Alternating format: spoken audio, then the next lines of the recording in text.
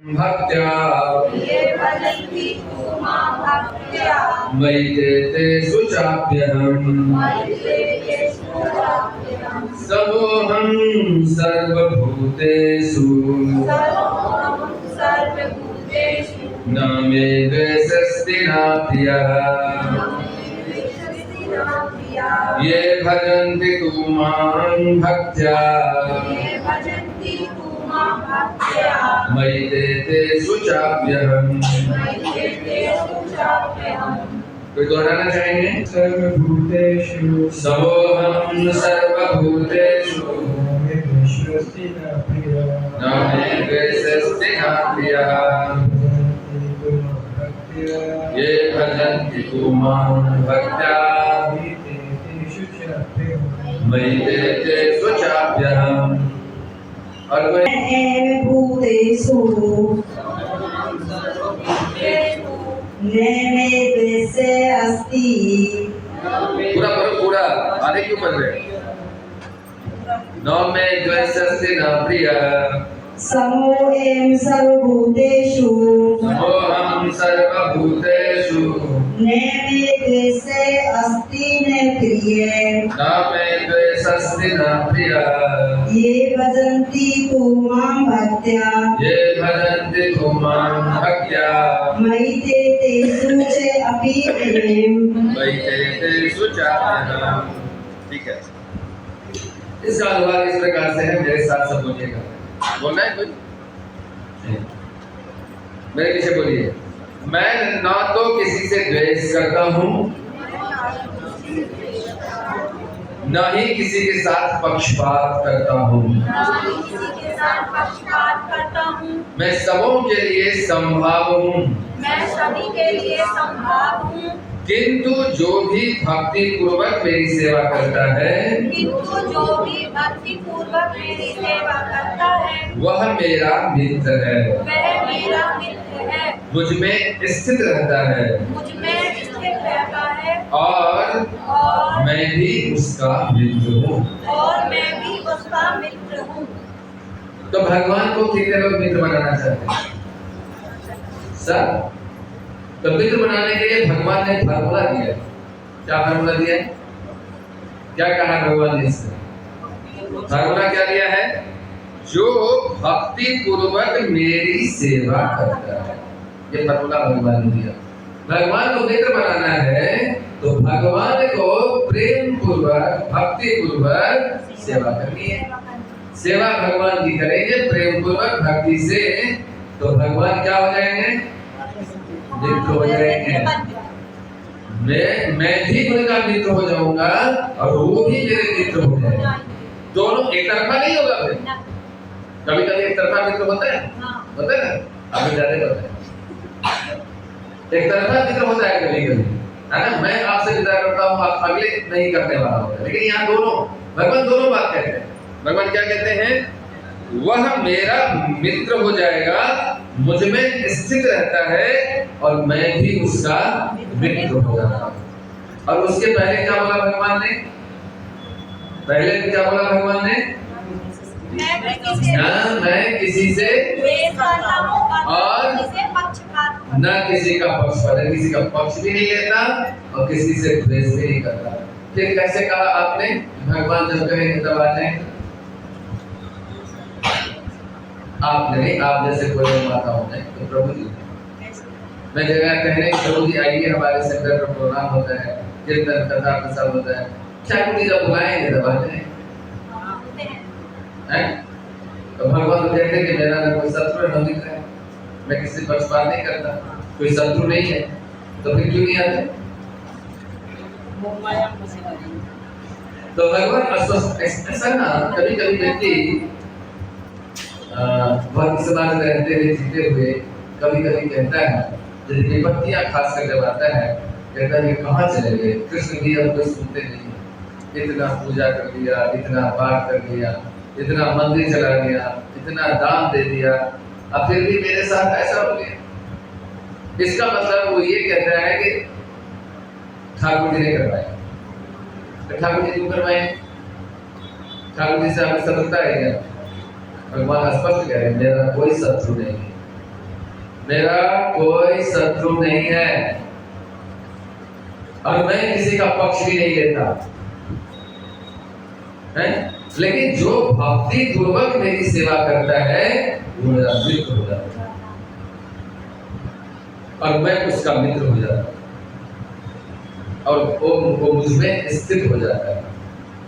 तो इसका ये बात कौन कह रहे हैं? भगवान श्री कृष्ण स्वयं कह रहे हैं। तो एक तो ये हम अभी पढ़ रहे हैं, इसके बाद में दूसरा उदाहरण दूंगा आपको कि भगवान के भक्त भी इस बात को स्थापित करते हैं, कहते हैं, और न सिर्फ कहते हैं बल्कि उदाहरण देकर समझाते हैं। हम उसकी चर्चा करेंगे बाद में, पहले इसे तात्पर्य पढ़ते हैं। तो आप लोग याद रखिए, इसके बाद दूसरी कथा कहूंगा भागवत से, और उसमें स्थापित होगा कि भगवान किसी का शत्रु नहीं है, किसी का पक्ष नहीं है। ठीक है, तो तात्पर्य करते क्या कहते हैं श्रील प्रभुपाद? तात्पर्य श्रील प्रभुपाद जी के द्वारा यहाँ यह प्रश्न किया जा सकता है कि जब कृष्ण सबों के लिए समभाव है और उनका कोई विशिष्ट मित्र नहीं है, तो फिर वे उन भक्तों में विशेष रुचि क्यों लेते हैं जो उनके दिव्य सेवा में सदैव लगे रहते हैं? यह प्रश्न किया जा सकता है ना, जो उनकी सेवा में लगे रहते हैं, फिर उसके तरफ भगवान विशेष रुचि लेते हैं। या प्रभुपाद जी ये नहीं कह रहे कि उसका पक्ष लेते हैं, उसमें रुचि लेते हैं, पक्ष नहीं लेते हैं, रुचि लेते हैं। दोनों में अंतर है, आगे हम चर्चा करेंगे कैसे। किंतु यह भेदभाव नहीं है, यह तो सहज है। कैसे? इस जगत में हो सकता है कि कोई व्यक्ति अत्यंत उपकारी हो, किंतु तो भी वह अपने संतानों में विशेष रुचि लेता है कि नहीं लेता है? मान लीजिए प्रभुपाद जी कहना चाह रहे हैं कि इस व्यक्ति का बड़ा उपकारी व्यक्ति है, समाज में सबको उपकार करने वाला है, और समाज में ही पड़ोसी के साथ उसके बेटे का पड़ोसी के बेटे के साथ झगड़ा हो जाए, तो परोपकार करने वाला व्यक्ति क्या करेगा? किसका पक्ष लेगा? अपने बेटे को समझाएगा, समझाएगा सही है, लेकिन मान लीजिए गलती बेटे का नहीं है, तब भी वो दूसरा पड़ोसी कहता है कि आप तो बड़े उपकारी हैं, आप तो बड़े दानी हैं, बड़े आप समाज में समाज सुधारक हैं, मेरे बेटे को कैसे, मेरे बेटे से ऐसा हो गया? तो अंततः वह क्या करेगा? जो उपकारी बेटे वो क्या करेगा? वो स्वाभाविक रूप से अपने बेटे के लिए चार शब्द बोलेगा ही बोलेगा, कहेगा मेरा बेटा निर्दोष। क्यों? क्योंकि स्वाभाविक है उसका, बेशक परोपकारी व्यक्ति है वो, बेशक संसार में सबसे प्रेम करता है, फिर भी अपने बेटे से अधिक प्रेम करता है। नहीं करता है कि नहीं? अपने परिवार के प्रति स्वभावतः अपने अधिक होता है कि नहीं होता है? समाज में और किसी की अपेक्षा होता ही है ना। पड़ोसी के लिए यदि पिता बीमार हो जाए तो हो सकता है वो एक रात ना जगे, लेकिन अपना बेटा हॉस्पिटलाइज है, हॉस्पिटल पड़ा हुआ है, तो जगेगा जरूर। क्यों? क्योंकि अपना बेटा उससे स्वाभाविक स्नेह है। प्रभुपाद जी वही बात स्थापित करते हैं, जो भगवान से प्रेम करता है, भक्ति करता है, भगवान का उस व्यक्ति के प्रति स्वाभाविक स्नेह हो जाता है, उसे पक्षपात नहीं है, जो स्वाभाविकता है। प्रभुपाद जी उदाहरण देके समझाने, भौतिक उदाहरण के साथ आगे प्रभुपाद जी कहते हैं, भगवान का कहना है कि प्रत्येक जीव चाहे वह जिस योनि का हो उनका पुत्र है, अतः वे हर एक को जीवन की आवश्यक वस्तुएं प्रदान करते हैं। उस बादल के सदृश है जो सबों के ऊपर जल वृष्टि करता है, चाहे वह वृष्टि चट्टान पर हो या स्थल पर या जल में हो, तो भगवान अपने भक्तों का विशेष ध्यान रखते हैं। ऐसे ही भक्तों का यहाँ उल्लेख हुआ है। कैसे भक्तों का? जो सदैव कृष्ण भावनामृत में रहते हैं, फलतः निरंतर कृष्ण में लीन रहते हैं। भगवान सभी जीवों को बेसिक चीज जो है, मूल आवश्यकता वो सबकी पूर्ति करते हैं। भगवान को जो नहीं मानता, जो नास्तिक है एक नंबर का, वो कहते हैं कृष्ण होते ही नहीं है। कृष्ण होते नहीं है तो बड़े छल क्या है, ठगते हैं, चोर है। भगवान से जो शत्रुता करता है, ऐसे व्यक्ति होते हैं। क्या भगवान ने उसको पानी पीने से मना कर दिया? भगवान ने श्वास लेना बंद कर दिया? भगवान चाहे तो कर सकते हैं। भगवान परमात्मा ने सब उसके हृदय में है कि तो उनको हृदय में बैठे ही बनता है, जो सारा काम करता है, सेवा करता है, उसके प्रति उसके हृदय में स्वाभाविक रूप से स्नेह बनेगा। जैसे उदाहरण के लिए बताते हैं, श्रीमद् भागवत में कथा आता है महाराज ययाति का। किसी कारण से महाराज, पूरे हिस्ट्री में नहीं कहूँगा मैं, पूरे किसी कारण से महाराज ययाति को बुढ़ापा का श्राप मिल गया। बूढ़ा, शरीर बूढ़ा हो गया, लेकिन भोग करने की इच्छा खत्म नहीं हुई थी। तो उनके ससुर थे शुक्राचार्य, और शुक्राचार्य की बेटी क्या हुआ उनका? देवयानी। अरे बेटी क्या हुआ? देवयानी नाम नहीं पूछा, बेटी क्या हुआ उसका? महाराज ययाति का ससुर था शुक्राचार्य, और शुक्राचार्य की बेटी ययाति का कौन लगेगा? पति। पति। वो राजा ययाति तो पति हुआ ना देवयानी का, और शुक्राचार्य उसके ससुर हुए। तो देवयानी से ययाति का क्या हुआ? देवयानी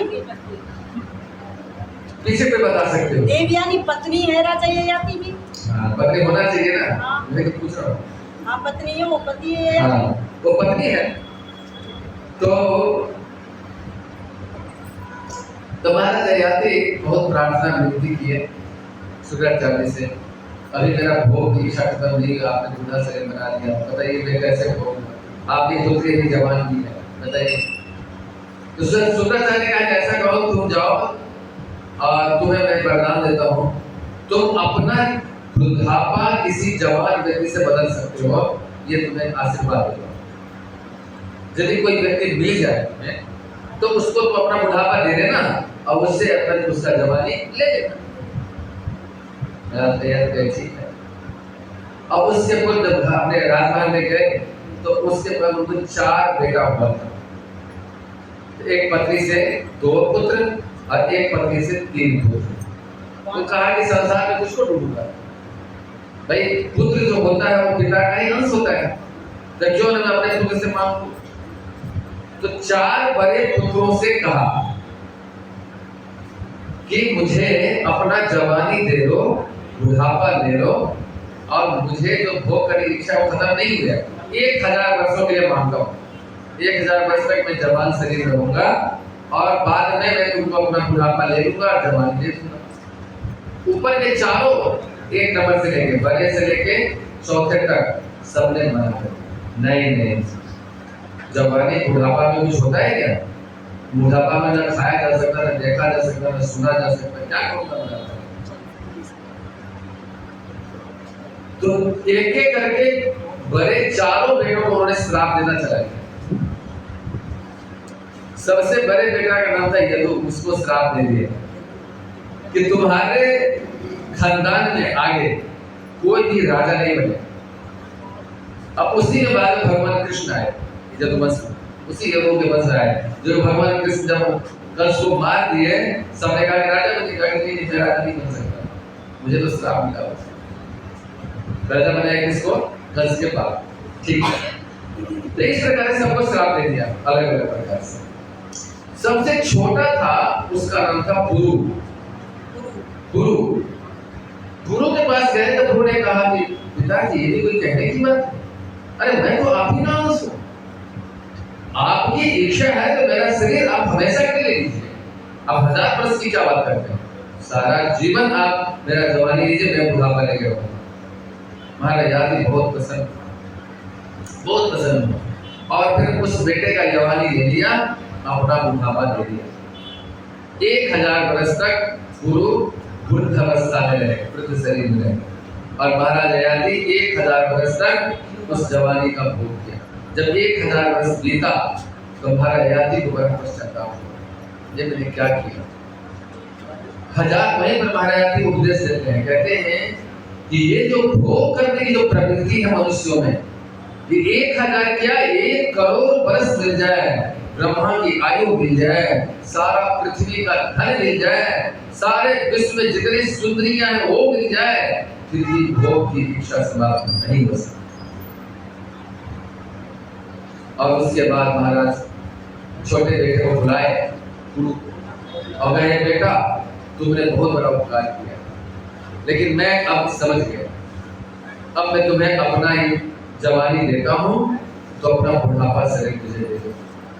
और उसी समय सब पुरोहितों को सबको बुलाया और कहा कि ये बेटा मेरा सम्राट बनेगा। चारों को श्राप दिया, राज देने की तो दूर की बात है, और इस छोटे बेटे को उन्होंने क्या किया, सम्राट का पद। ब्राह्मणों ने कहा कि नहीं ऐसा थोड़े ना है, अरे बड़े बेटा योग्य आपका, बड़े बेटा को राज मिलना चाहिए, छोटे उनको दे रहे।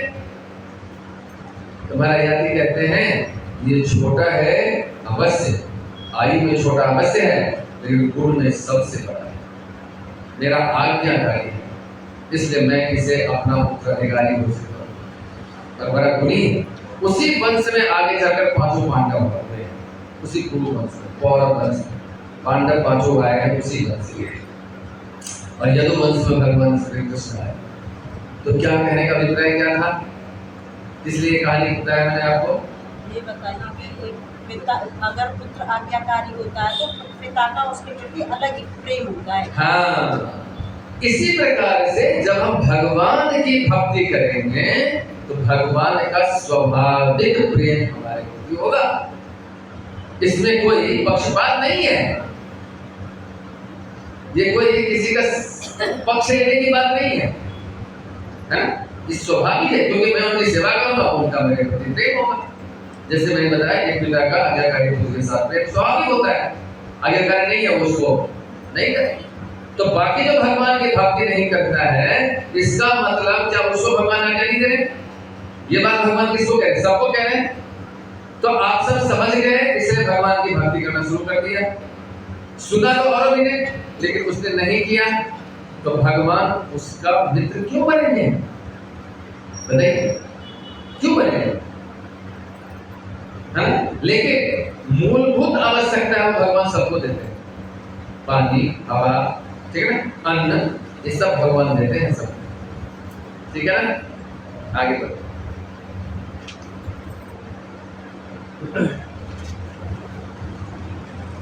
ऐसे ही भक्तों का यहाँ उल्लेख हुआ है, वह सदैव कृष्ण भावना में रहते हैं, फलतः वह निरंतर कृष्ण में लीन रहते हैं। कृष्ण भावना में सब ही बताता है कि जो लोग ऐसे भावना में रहते हैं वे सजीव आध्यात्मवादी हैं और उन्हीं में स्थित हैं। वो सजीव हैं और आध्यात्मवादी। कैसे? जो सदैव कृष्ण भावना में रहता है। फलतः भगवान भी उनमें हैं। इससे ये यथा मानव प्रबंधनते तां सदैव भजाम्यहम् की भी व्याख्या हो जाती है। एक जगह भगवान कहते हैं ये यथा नाम प्रबंधनते तां तथैव भजाम्यहम्। इसका अर्थ क्या है? भगवान को जितनी मात्रा में हम भगवान की भक्ति करेंगे, भगवान उतनी मात्रा में हमारा अपना मित्र हमारा बनेंगे। जितना करेंगे उतना, जितना करोगे उतना पाओगे। ज्यादा करोगे ज्यादा पाओगे, कम करोगे कम पाओगे, नहीं करोगे तो कुछ नहीं पाओगे। यही सिद्धांत याद रखो होता है। तो जितनी मात्रा में जैसे भगवान की तरफ आपकी भक्ति बढ़ेगी, आसक्ति बढ़ेगी, भगवान उतनी मात्रा में आपके साथ व्यवहार करेंगे, मित्रवत व्यवहार करेंगे।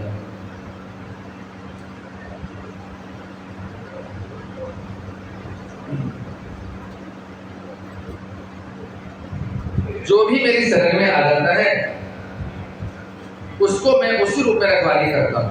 यह दिव्य आदान प्रदान भाव विद्यमान रहता है, क्योंकि भाव तथा भगवान दोनों सचेतन हैं। जब हीरे को सोने की अंगूठी में जड़ दिया जाता है तो अत्यंत सुंदर लगता है कि नहीं? जब हीरे को सोने की अंगूठी में जड़ दिया जाता है सुंदर लगता है। तो किससे किसकी सुंदरता बढ़ती है? किससे किसकी सुंदरता? हीरे, सोने के अंगूठी में हीरे का नग जड़ दे तो किससे किसकी सुंदरता बढ़ गई? भक्त से भगवान। हाँ वो तो ठीक है, लेकिन अभी अंगूठी में बताओ, अंगूठी में किससे किसकी सुंदरता बढ़ गई? सोने की बढ़ गई। सोने की सुंदरता बढ़ गई किस कारण? इसी तरह हम लोग सोने की तरह, भगवान हीरे की तरह। जब हम भगवान के साथ मिल जाएंगे तो हमारी सुंदरता बढ़ जाती है।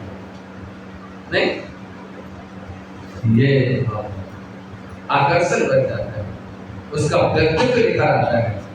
उसका स्वभाव परिवर्तित हो जाता है, वो समाज में एक अलग ही दिखता है, समाज में सम्मान की दृष्टि से लोग देखने लगता है कि भगवान का भगत जा रहा है। नहीं, जो देखता है वो राधे राधे करता है, नहीं करता है? क्यों? सब लोग नहीं करता। हाँ, वो पहचान ले। आप में कुछ खास है कि नहीं है? खास क्या है कि आप हीरे के साथ जुड़ गए, हीरे के साथ जुड़ गए, ये खासियत। सोना तो पहले ही थे, सोना तो सारे हैं इस संसार में, जितनों में सब सोना है, लेकिन हीरे किसी किसी में गए। जो यहाँ बैठे हैं उसमें हीरे कर गए, जो बाहर रोड पर देखते हुए जा रहे हैं वो सोने ही बनते जा रहे हैं। सोना कभी कभी डुप्लीकेट भी होता है ना मतलब जी? आप लोगों से बढ़िया कौन जानता है ना? 90% डुप्लीकेट से असली बनाकर चोर को भी धोखा दे देते हैं, लुटेरे को भी धोखा डालने वाले हो आप लोग, है ना? लेकिन जब वो हीरे के साथ मिलता है तो उसकी सुंदरता ये प्रभुपाद जी बता रहे हैं।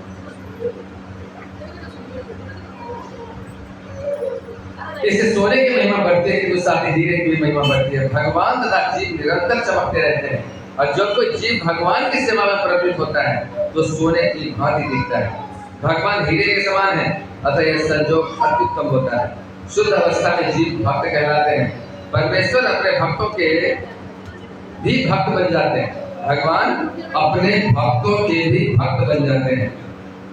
यदि भगवान तथा भक्त में आदान प्रदान का भाव न रहे तो सगुणवादी दर्शन ही न रहे। मायावादी दर्शन परमेश्वर तथा जीव के मध्य ऐसा आदान प्रदान का भाव नहीं मिलता, क्योंकि सगुणवादी दर्शन में ऐसा होता है। प्रायः दृष्टांत दिया जाता है कि भगवान कल्प वृक्ष के समान है, और मनुष्य किसी वृक्ष से जो भी मानता है भगवान उसकी पूर्ति करते हैं। भगवान कैसे हैं? कल्प वृक्ष के समान। कल्प वृक्ष क्या होता है? कल्प वृक्ष से पास में जाइए और उस कल्प वृक्ष से जो मांगे सब मिल जाता है। उसी प्रकार भगवान है। भगवान से जो भी आप प्रेम से मांगे भगवान सब कुछ देने को तैयार है। सब कुछ क्या, यहाँ तक कि अपने आप को भी देने को तैयार हो जाते हैं। सोचिए, अपने आप को कौन देना चाहता है? आपके पास कोई भीख मांगने आया तो उसको क्या देना चाहोगे? 2 रुपए, 10 रुपए, कुछ ज्यादा बहुत बड़ा आ गया तो कुछ ज्यादा पैसे देंगे। अब कहेंगे नहीं माता जी मैं आपको लेके अपने साथ ले जाऊंगा। कौन जाएगा? जाएगा? पागल हो, मुझे लेने आएगा है? नहीं कहेगा, कौन ले जाएगा? लेकिन भगवान तो जो मांगने जाता है भगवान अपने आप को ले सकते, जहाँ ले सकते। अनेक कथाएं हैं जहाँ भगवान को लेकर भक्त गया है। भगवान को भक्त अपने पीछे पीछे चलते हुए लेकर गया है, पैदल, न घोड़ा न गाड़ी न कुछ, भगवान चले हैं पैदल, वो भी 1 मील 2 मील नहीं, हजारों मील की दूरी तय किया। भगवान के लिए भक्त कुछ भी करने को तैयार, जो करवा ले भगवान सब करने को तैयार है। इसलिए कहते हैं ना भगवान भक्त के बस नहीं। भगवान कई जगह कहते हैं अहम भक्त पराधीन, मैं तो भक्त के पराधीन, तो जैसा मुझे चढ़े वैसा मेरे साथ लगा। कभी कभी व्यक्ति व्यंग करता है, अरे आपके भगवान इतने शक्तिशाली, इतने बहादुर, इतने ये हैं, देखता हूँ मैं भगवान मक्खी लगता है, भगवान मक्खी उड़ा तो पाते नहीं। आप कहते हो कि भगवान इतने शक्तिशाली, लेकिन उन मूर्खों को ये नहीं पता कि भगवान ने खुद ही मक्खी उड़ाएंगे, भगवान की सेवा करने वाले क्या करेंगे? भगवान ये अवसर प्रदान करते हैं अपने भक्तों को कि तुम मेरी सेवा का फल नहीं मिलेगा। भगवान को भूखे क्या? आप क्या देते हो भगवान, या क्या दे सकते हो? क्या है देने के लिए? इस संसार के मनुष्य के पास क्या है जो भगवान को दे सकता है? बताइए। इस सारा हुआ गला हुआ तुम्हारा शरीर बदबूदार, जो भी लाओ वही बदबूदार, 2 किलो 4 किलो आम खरीद लाओ अपने बदबू हो जाता है। क्या दोगे भगवान को? अरे तो भगवान के सेवा में हजारों लक्ष्मियां सदैव हाथ जोड़े खड़े, प्रभु सेवा का मौका दे, सेवा का मौका। हमारे पास देने को कुछ भी नहीं, और फिर भी अपने को बड़े बड़े दानी हो क्या है? लेकिन भगवान कहते कोई बात नहीं, जो भी तुम दोगे यद्यपि मैंने ही तुम्हें दिया है देने के लिए, जो आपके पास है वो किसने दिया? कहां से लाए हो? क्या पैदा किए हो? फल आपने बनाते हैं? कहां बनाते हैं? अन्य कौन बनाता है? आपने बनाया फैक्ट्री में? क्या बनाया है आपने? भगवान कहते हैं पत्रम पुष्पम फलम तो यम, कुछ तो और नहीं दे सकते, पत्ते तोड़े तो डाली से, वो भी तुम्हारा नहीं है, वो भी पेड़ मैंने ही उगाया है, उसमें रस पानी सब मेरे कारण होता है। तुम्हें करना क्या है? तुलसी के पौधे से पत्ते को तोड़ो, अपने चरणों में रखो, बस। इधर से लो उधर करो, बस। नलके से पानी भरो, गंगाजल में लाओ, मुझे दे दो, बस। क्या है? पानी आपने बनाया नहीं? क्या बनाया आपने? अरे भगवान ने कहा है, भगवान को ये देना है, उसमें भी कंजूसी, उसमें भी आलस्य, और उसी से भगवान प्रसन्न होने वाला है। पिता का सब धन पिता को ही कुछ खरीद कर गिफ्ट दे दो, पिता खुश हो जाए। नहीं, पिता का पैसे लेके बच्चे कॉलेज में पढ़ता है, किसी दिन आए 2 महीने की छुट्टी में, अब पिता के लिए एक बढ़िया सा स्मार्ट घड़ी लेकर आ जाए। पिता देखते, वाह क्या बात है, बेटा कितना प्रेम करता है। पैसे किसका था? और दिया कौन? बेटा। उसी का धन उसी का दिया वापस। वही है भगवान। भगवान का दिया, भगवान दे दो, भगवान खुश हो जाए। उसमें भी कंजूसी करते हैं।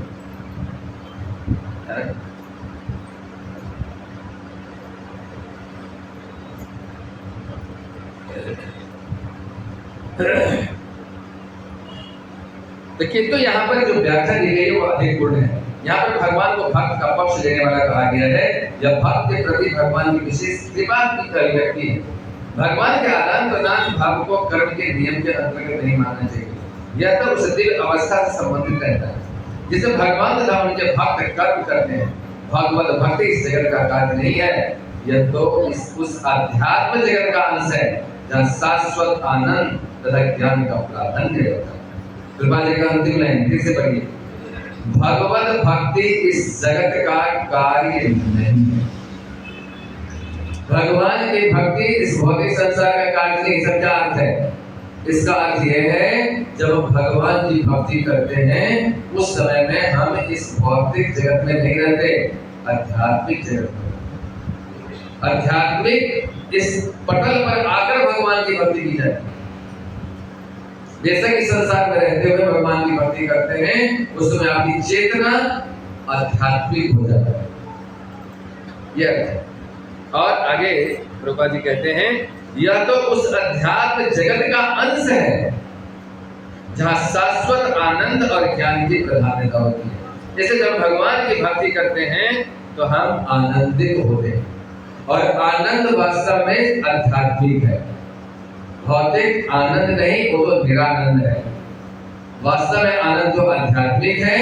बेशक इस भौतिक जगत में रहते हुए भी भगवान की भक्ति करते हैं अथवा भगवान का नाम कीर्तन सुनते हैं, संकीर्तन सुनते हैं, गुण लीला आदि का श्रवण करते हैं, भगवान के भक्तों का कथा श्रवण करते हैं, तो हम आध्यात्मिक स्तर पर होते हैं। आध्यात्मिक आनंद मिल रहा होता है। उस समय और कुछ स्मरण नहीं आता। क्यों? क्योंकि आनंद आध्यात्मिक जगत का अंश है। इसलिए हमें उस दिव्यता को प्राप्त होता है, उस आनंद को प्राप्त होता है। ठीक है, इसलिए भगवान की भक्ति हमें करना चाहिए। ये मैंने ये बताया। दूसरा मैं आपको भागवतम से सुनाता हूँ। इसमें तो केवल सिद्धांत की बातें थी, कुछ कहानियां भी सुनाऊंगा, कथाएं कथा सुनना चाहेंगे आप लोग? तो ये कथा आती है भागवतम, जिसने पढ़ा होगा। 6ठे स्कंद में कथा आता है। 6ठे स्कंद के अंत में कथा आती है, और कथा आती है ये इस प्रकार।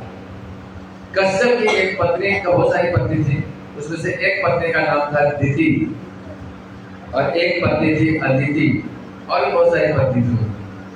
अदिति थी देवताओं की माता, और दिति थी दैत्यों की माता।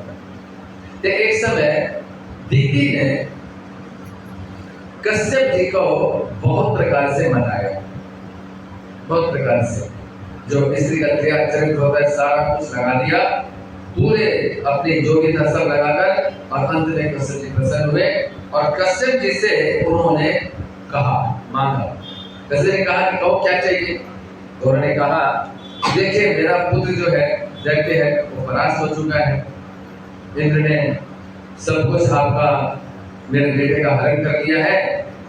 तो मैं चाहता हूं कि ऐसा कुछ उपाय आप करिए जिससे मेरा जो दैत्य बेटा है, मेरा दीदी का मतलब पुत्र उसका दैत्य, तो फिर से इंद्र को परास्त कर दे, इंद्र को मार दे और मेरा बेटा फिर से राज्य पर स्थापना करे।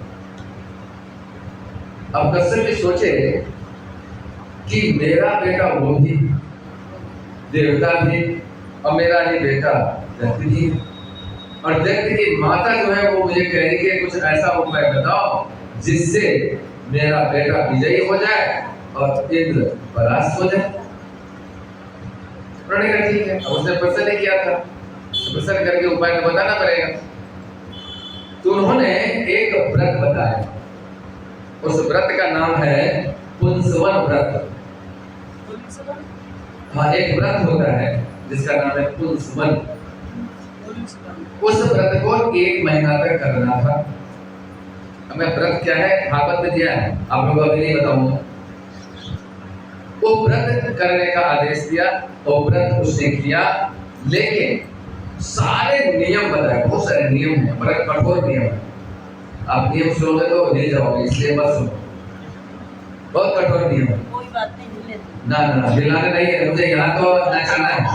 अगर मुझे बता दो। सत्तू की बातें माना जी, आंसू की क्या करोगे, कर नहीं पाओगे, है ना? ज्ञान तो हो जाएगा ना ज्ञान होने से कोई फायदा नहीं, बड़ा कठिन है। प्रयास करें। अब कितना कठिन है सुनो ना, कितना कठिन है।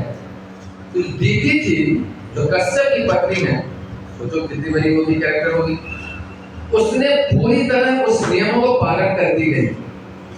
हाँ, लेकिन अंतिम दिन जाकर क्या हुआ, वो बाल को खुले रखकर सो गई। जब तो उस व्रत में था कि कभी भी बाल खुले नहीं होने चाहिए, पता है, तो गलती से बाकी सब नियम पूरा कर रही है, बाल खुले रखकर भी सो। और उधर इंद्र समझता था, जानता था कि ये जो माता है मेरी, जो मुझे मरवाने के लिए बहुत कठिन व्रत कर रही है, तो वह फिराक में था कि क्या करूं मैं जो इसका व्रत किसी तरह भंग हो। और उन्होंने कहा था कश्यप जी ने कि ये व्रत कर लेगी तो तुम्हारे गर्भ से एक संतान उत्पन्न होगा और बड़ा ही पराक्रमी होगा और वह इंद्र को मार देगा। अब इंद्र फिराक में था, इंद्र आया उसी जहां पर वो दीदी रहती थी, और जैसे ही उसका व्रत में त्रुटि हुआ, उसके फिराक में था, त्रुटि हुआ, तुरंत इंद्र क्या किया, दीदी के गर्भ में घुस गया, मुख के माध्यम से अंदर घुस करके जो गर्भ में पल रहा था बच्चा, उसका 9 टुकड़े किए। गर्भ में 9 टुकड़े, 9 टुकड़े नहीं समझते हो? 1 2 3 टुकड़ा। केला का कितना भाग काटते हो पैसा खाते हो? हाँ, ध्यान से सुनिए, 9 टुकड़े कर दिया। अब करने के बाद भी वो मरा नहीं, फिर एक एक को और 9 टुकड़ा किया, तब भी वो नहीं मरा।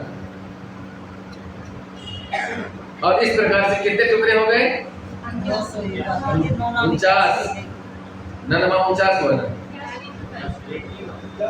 नहीं तो 9 टुकड़े तो पहली बार भी कर दिए, फिर वो 7 में से भी तो 9 किए। हाँ, ये 7 to 7, 9 टुकड़े 7 7 टुकड़े और फिर 7 7 से 49 टुकड़ा कर दिया। अब 49 टुकड़ा जब हो गया, तब दीदी का भी तो खुला, और फिर इंद्र बाहर आया, एकदम मर नहीं रहा। जब इंद्र बाहर आया तो दीदी देखते हैं इंद्र को, तो कहती क्या? तो इंद्र ने सारी बात बताया, तो कहा कि मेरा तो सब नष्ट हो गया। तब तक दीदी को भी होश आ गया, समझ गई कि मेरा व्रत वो टूट गया। और दशरथ ने बता दिया था यदि व्रत पूरा नहीं हुआ तो फिर ये कुछ भी नहीं होगा, कोई फल नहीं मिलेगा। तो उस वजह व्रत मेरा खत्म हो गया। तो 9 जो टुकड़े और 7 टुकड़े 49 जो हुए, तो कहेंगे ये 49 से संतान उसका हुआ, और 49 तो साथ में बाहर आया, इंद्र के साथ भी बाहर आया। तो दीदी कहती है कि अब ये क्या हो गया? तो इंद्र बेसिकली प्रसन्न हो गया था माता से, व्रत टूट गया, मेरा शत्रु नहीं आया। तो इंद्र ने ये वरदान दिया कि आपका जो 9 है, ये 49 जो है, ये मरुतगण कहलाएगा, ये मेरे साथ स्वर्ग में रहेगा। अपने साथ में ले जाऊंगा, मेरा भाई है ये, तो अपने भाई को मैं अपने साथ ले जाऊंगा, स्वर्ग में रहेगा, यह मरुतगण कहलाएगा। 49 मरुतगण होगा स्वर्ग। मरुतगण। हाँ, तो इस प्रकार से घटना घट गई। ये मैंने अभी भूमिका बताया है। अब ये कथा सुन रहा है कौन? परीक्षित महाराज। सुना रहा है कौन? सुखदेव गोस्वामी। तो 7वें अष्टक जब प्रारंभ होता है तो परीक्षित महाराज को बड़ा आश्चर्य हुआ। ये क्या बात हुई? भगवान भी पक्षपात करते, इंद्र का पक्ष ले लिया भाई, इंद्र ने ऐसी शक्ति दिया था, वो ने जाके ऐसा किया, और भगवान इंद्र का पक्ष ले रहे, इसका मतलब भगवान पक्षपाती है। प्रश्न क्या करते हैं? 7वें अष्टक राजा परीक्षित ने पूछा, हे ब्राह्मण, भगवान विष्णु सबों के शुभचिंतक होने के कारण हर एक को समान रूप से अत्यधिक प्रिय है, तो फिर उन्होंने किस तरह एक साधारण मनुष्य की भांति इंद्र का पक्षपात किया और उसके शत्रुओं को मारा? सबों के प्रति संभाव रखने वाला व्यक्ति कुछ लोगों की तरह किसी के प्रति पक्षपात करेगा और अन्यों के प्रति शत्रुभाव रखेगा? ये बात पूछता है कौन? परीक्षित महाराज। किससे? सुखदेव गोस्वामी। अब सुखदेव गोस्वामी कहते हैं, 12वें श्लोक में चलते हैं, बहुत सारी बात कहते हैं कि भगवान पक्षपात नहीं करते, क्यों नहीं करते, ये सब बात बताते हैं। और आगे चलकर सुखदेव गोस्वामी उसका उत्तर देते हुए कहते हैं, यह एष राजन्न विकाल इसिरा सत्वं सुरानि कवि वैधयञ्जः तत प्रयत्निका सुरना सुर गणान सुरप्रियो रजस्तकामन्न प्रज्ञो रुस्रवाः। हे राजन, यह काल सत्वगुण को बढ़ाता है। इस तरह यदि परमेश्वर नियंता है किंतु वे देवताओं पर कृपालु होते हैं, जो अधिकांशतः सतोगुणी होते हैं, तभी तमोगुणी असुरों का विनाश होता है। परमेश्वर काल को विभिन्न प्रकार से कार्य करने के लिए प्रभावित करते हैं, किंतु वे कभी पक्षपात नहीं करते। उनके कार्यकलाप यशस्वी हैं, अतएव वे पुरुष दवा कहलाते हैं। सुखदेव गोस्वामी कहते हैं, पहले मैंने क्या कहा था? भगवान स्वयं कहते हैं मैं पक्षपात नहीं करता। सुखदेव गोस्वामी भी यहाँ पर कह रहे हैं कि भगवान पक्षपात नहीं करते। होता क्या है? सतोगुण के कारण, तमोगुण के कारण उसके अलग अलग उसके अपने कर्म होते हैं, उसके अनुसार उसे फल मिलता है। भगवान क्यों पक्षपात नहीं? भगवान पक्षपाती नहीं होते हैं, है ना? काल के विभिन्न प्रकार के कार्य करने के कारण वो प्रभावित होता है। तो ये बात कहती है, किसके तात्पर्य प्रभुपाद जी इस श्लोक के तात्पर्य प्रभुपाद जी कोट करते हैं आज का श्लोक, और वो कहते हैं कि भगवत गीता में भगवान आज का श्लोक है, समोहम सर्वभूतेषु न मे द्वेष्यस्ति न प्रियः, न मैं किसी से ईर्ष्या करता हूँ, न मैं किसी से पक्षपात करता हूँ। प्रभुपाद जी लिखते हैं कि जब देवताओं पर कृपा की जाती है और असुरों का वध होता है तो यह पक्षपात नहीं होता, अपितु काल का प्रभाव होता है। हमें लगता है कि देवताओं की तरफ से पक्षपात किया है भगवान, लेकिन ये पक्षपात नहीं है, ये काल का प्रभाव है। इसका एक अच्छा उदाहरण है कि बिजली का मिस्त्री, बहुत सुंदर प्रभुपाद जी उदाहरण देते हैं। बिजली का मिस्त्री आपके घर में आता है, ठीक है, बोर्ड में कनेक्शन है, आपके घर में एसी भी है, कूलर भी है ना, उसको क्या बोलते हैं जो पानी गर्म करते हैं, हीटर भी है, गीजर भी है, ओवन भी है जिसमें खाना गर्म करते हो। ये सब चलता किससे है? बिजली से। एक ही बिजली है ना, तो वो एक जगह लगा तो ठंडा कर रहा है, एक जगह लगा तो गर्म कर रहा है, बिजली तो वही है। ऐसा क्यों होता है? ऐसा क्यों होता है? एसी ठंडा क्यों कर रहा है? फ्रिज आपका ठंडा क्यों कर रहा है? हीटर गर्म क्यों कर रहा है? उसका कारण क्या है? पावर तो एक ही आ रहा है, एक ही जगह से आ रहा है, एक ही जैसा जा रहा है, हर एक इंस्ट्रूमेंट अपना काम कर रहा है। जो एसी का इंस्ट्रूमेंट हो एसी वाला काम कर रहा है, हीटर वाला हीटर काम कर रहा है। ऐसे सात्विक गुण अपना, उसी तरह सतोगुणी वाला सतोगुणी काम करेगा, तमोगुणी वाला तमोगुणी करेगा। लेकिन दोनों के अंदर शक्ति किसका है? भगवान का। तो भगवान पक्षपात किया क्या? नहीं। इसका पक्षपात नहीं भगवान ने किया। बिजली पक्षपात करता है क्या? नहीं करता। आप चाहे चिपक जाओ, आप छू लो, आपसे भगवान पक्षपात नहीं, बिजली पक्षपात नहीं करेगा, है ना? वो कहेगा कि आ जाओ भैया, है ना? चलो तुम कौन सा कभी छू के मत देख लेना। गर्म करने तथा ठंडा करने के कारण मिस्त्री द्वारा इच्छानुसार विद्युत शक्ति का समायोजन होता है, परंतु बर्तन मिस्त्री को ना तो गर्म अथवा ठंडा करने से नहीं उससे उत्पन्न सूक्ष्म या धूप से कोई प्रयोजन नहीं। मिस्त्री को कोई फर्क नहीं पड़ता है, उसका तो जो लेबर है वही लेना है। आपको एसी ठंडा हवा लगेगा तो आपको गर्म पानी चाहिए तो आप, है ना? ये बहुत बढ़िया अच्छा उदाहरण प्रभुपाद जी दे रहे हैं। तो इस प्रकार से कहते हैं कि आगे फिर बात जाती है, इसी कथा में आगे बढ़ाते हैं और इसका उदाहरण देते हैं कि भगवान देवताओं का पक्ष भी नहीं लेते और असुरों का भी पक्ष नहीं लेते। और कभी कभी लगता है कि देवताओं का भी पक्ष लेते हैं और असुरों का भी पक्ष लेते हैं। कैसे? तो एक बार क्या हुआ, राजस्वीय यज्ञ युधिष्ठिर महाराज कर रहे हैं, ठीक है? तो युधिष्ठिर महाराज राजस्वीय यज्ञ कर रहे हैं। अब उस यज्ञ में शिशुपाल आया और शिशुपाल ने बहुत सारा गाली दिया। भगवान कृष्ण ने 99 गाली तक क्षम ने माफ, 100वां गाली जब दिया तो भगवान कृष्ण ने क्या कर दिया, उसके सिर को काट। जब सिर कटा तो उसके अंदर जो आत्मा था वो आत्मा वहां से चला भगवान कृष्ण के अंदर समा। और इस घटना को सबने देखा, सारे राजाओं ने देखा, युधिष्ठिर महाराज देखे। अब सुखदेव गोस्वामी परीक्षित महाराज को पहले कथा बता रहा था, वो कह अब सुनो उदाहरण देके समझाता हूँ। तो एक समय की बात है, तुम्हारे दादा राजस्वीय यज्ञ किए थे और उसमें सारे बैठे हुए थे वहां। तो यज्ञ में ये घटना घटा, ये घटना घटा तो वहां पर नारद जी सारे बड़े बड़े महात्मा सब उस सभा में थे। तो वहीं पर तुरंत जब ये घटना घटते हुए युधिष्ठिर महाराज देखे कि शिशुपाल मरा है, गाली दिया है हमारे सामने, भगवान कृष्ण ने मारा है और इतना बड़ा वो पापी, इतना बड़ा दुष्ट, अब इतना दुष्ट बनने क्या होगा जो भगवान गाली दे रहे हैं, और वो मरा है और उसका आत्मा भगवान में समा गया। घोर आश्चर्य। युधिष्ठिर महाराज ने वहीं पर खड़े नारद से कहते हैं, नारद जी ये क्या?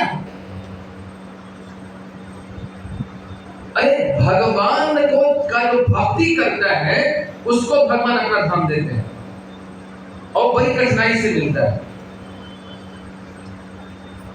तो पता नहीं कितना समय कितनी तपस्या करता है, घोर तपस्या करता है, तब जाके भगवान उसको कभी अपना धाम देते हैं, भक्ति करता है, कितनी परिश्रम होता है, ये सब होता है। ये तो पापी दुष्ट गाली देने वाला गालीबाज, इसको भगवान अपना धाम दे दिए, ये क्या है?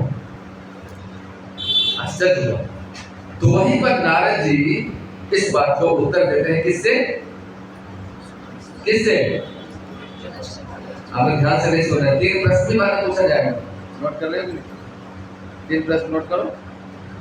3 प्रश्न आप लोगों से पूछा जाएगा, जो सही उत्तर देंगे उनको स्पेशल विशेष प्राइज मिलेगा। तो प्रभु जी का कॉपी किया है, प्रभु जी का एक स्टाइल। तो क्या हुआ, युधिष्ठिर महाराज ने पूछा नारद जी से, नारद जी मैं पागल हो जाऊंगा, मुझे बताओ इसे क्या है, ये क्या है? तो नारद जी उत्तर देते हैं। उत्तर देते हुए 25वां श्लोक बताते हैं इसी अध्याय, 7वें स्कंद पहला अध्याय का 25वां अध्याय। कहते हैं, देहात्म बुद्धि कारण बद्धजीव सोचता है कि जब शरीर नष्ट हो जाता है तो जीव नष्ट हो जाता है। भगवान विष्णु ही परम नियंता तथा समस्त जीवों के परमात्मा है। चूंकि उनका कोई भौतिक शरीर नहीं होता, अतएव उनमें मैं तथा मेरा जैसी भ्रांत धारणा नहीं होती। ध्यान से सुनिए, जीवात्मा चूंकि वह भौतिक शरीर होता है, भौतिक उसका चेतना होता है, सब कुछ भौतिक होता है, इसलिए उस जीवात्मा में मैं और मेरा होता है।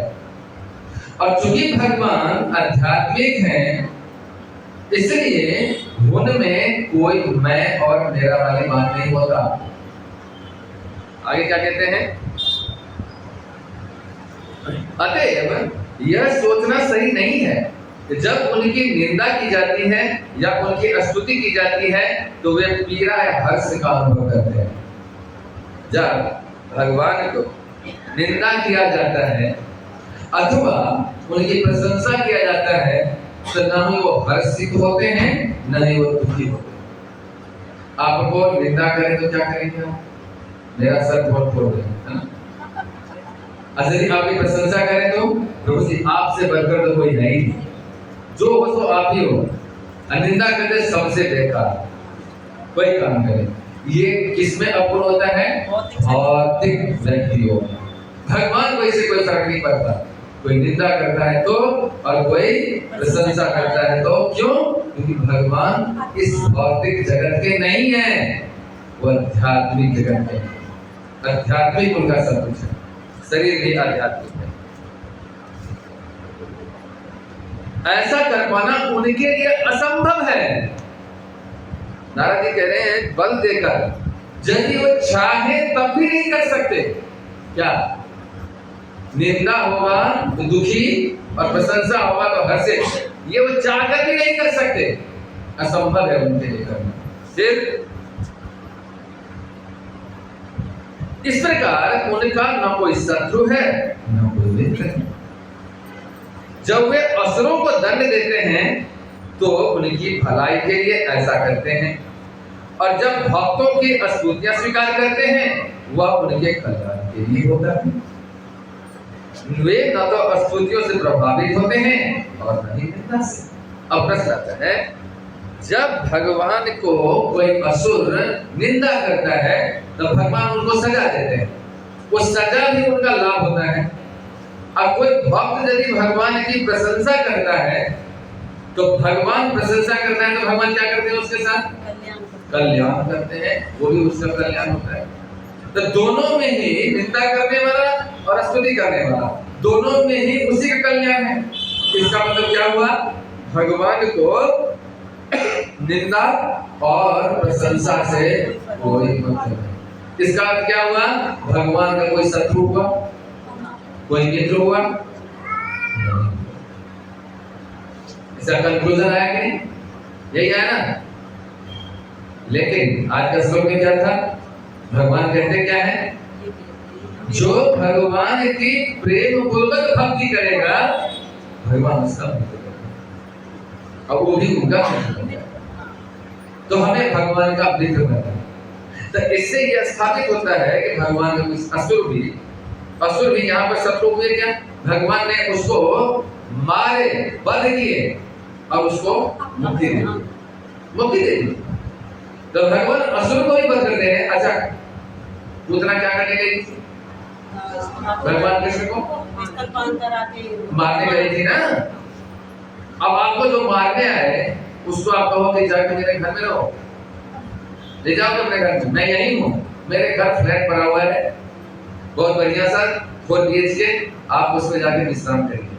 और वो आपको तलवार से काटने आया, करेंगे ऐसा? भगवान ऐसा किए? भगवान यहीं पर हैं।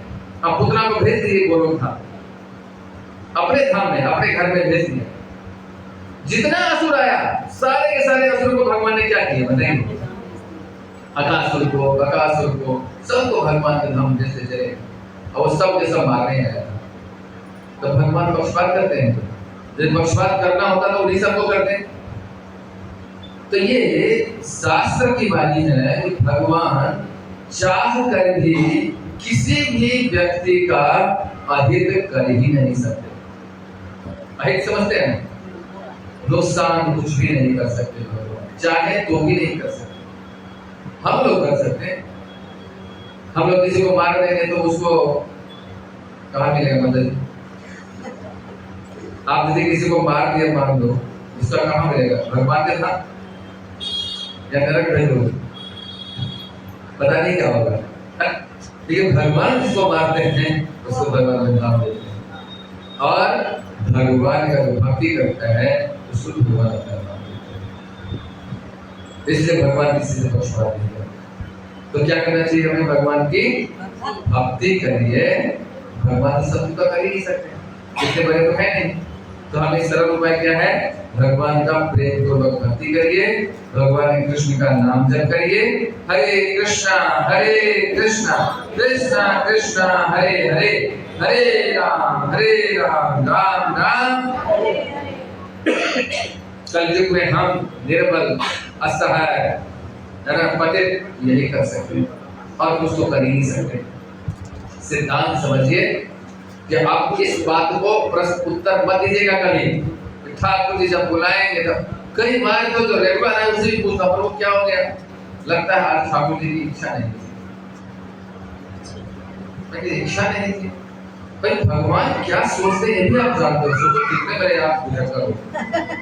भगवान के क्या विचार भगवान के मन में चल रहा है वो भी आप जान गए, कमाल है। तो ऐसी बातें नहीं, ऐसी जगह पर दीजिए। आप अपनी इच्छा बनाइए और अपनी इच्छा को लेकर के यहाँ तक आइए। यहाँ तक आने की इच्छा आपकी है और यहाँ आने के बाद प्रसाद मिलेगा, ये सब इच्छा भगवान की। कथा मिलेगी, कैसा मिलेगा, कौन सुनाएगा, ये सब भगवान अरेंज करके रखेंगे, इसकी चिंता मत करिए। तो आप सब कृपया, आज कौन है जो पहली बार आए? ऐसे है कोई? First time visitor? मैं तो आया हूँ कई बार, आप पहली बार आए। ओके, आपका बहुत ही स्वागत है। कहाँ से आए माता जी? पीछे से? इतना दिन लग गया मतलब कि पीछे से यहाँ तक आने में? अच्छा, बालक की वजह से नहीं आ रहे थे, आज आए हैं बालक की वजह से। ओके, माता की इच्छा थी लेकिन आ नहीं पाए। ठीक है, तो यही विराम करते हैं। आज का कंक्लूजन क्या था? आज का मूल बात क्या था? भगवान, थैंक यू, धन्यवाद, याद आ गए। हरे कृष्णा कृष्णा कृष्णा हरे हरे, हरे राम राम राम। घर के लोगों में सब हो जाता है।